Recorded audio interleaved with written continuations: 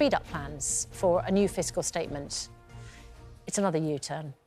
Because apparently that fiscal statement was coming out at the end of November. It's now going to come out at the end of October, and this is because the markets reacted badly to his package of tax cuts. Within hours of the decision to scrap the 45p tax rate, the pound did rally somewhat against the US dollar, did bounce back. But is it enough? And clearly the higher interest rates are now locked in. We're joined by finance guru, senior lecturer at Kingston University, Louise Cooper. Louise, are the markets now feeling more relaxed about the Chancellor's fiscal statement? What do you think, Ed? Probably not. Look, we've had a rally back to sterling. Sterling against the dollar is back to the level pre the budget. But it's not really about that. If you look at the number of people betting against the pound, if you look at forecasters, they're all still anticipating another lurch lower for the pound. In terms of borrowing costs, those important costs that the government has to pay to borrow, because of the Bank of England's involvement last week, you can't really look at those markets to see what investors think. But the major challenge still is there, that the numbers need to add up. They need to be marked by the OBR.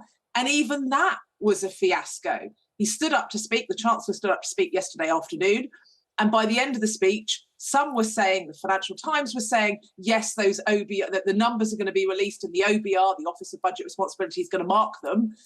And then others were saying, well, no, he didn't say that. Louise, he's been told to communicate better and he still can't. Yeah. What does this mean if I want to take out a mortgage today? If I'm just thinking from a viewer point of view, if somebody is coming off a variable rate mortgage right now, off a fixed rate mortgage right now, going on to a variable rate, what does this mean for those borrowers? Significantly higher mortgage costs. So we've got, since all those mortgages were pulled last week, we've got a sense as to how much higher those fixed mortgages are going. Some of them are going up to almost 6%, depending on how much, equity you have, how much of a mortgage you need. In terms of the Bank of England's rate, at the worst last week, markets were predicting the Bank of England would raise interest rates to 6%. Now markets are saying it might be 5.5%. So still, the outlook for interest rates is horrendous, but that's not the Chancellor. Maybe a little bit the Chancellor. That is a global problem. Since the financial crisis of 2008, 9, 10, we've had extraordinary low interest rates. That period is coming to an end. And the adjustment, not just for the UK, but globally, is going to be very painful. But the rise in mortgage rates we've seen over the last 10 days since the Chancellor's statement, the Prime Minister says that's because of global events, what's happening in Ukraine. Can global events explain the spike in interest rates in the last 9 days? A little bit of both, to be honest.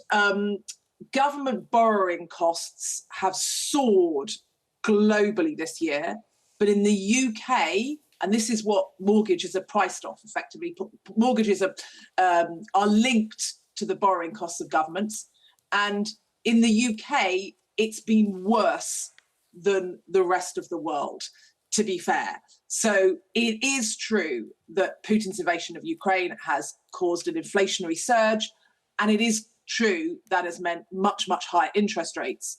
Unfortunately, what's happened in the last 10 days has made the situation even worse for the UK.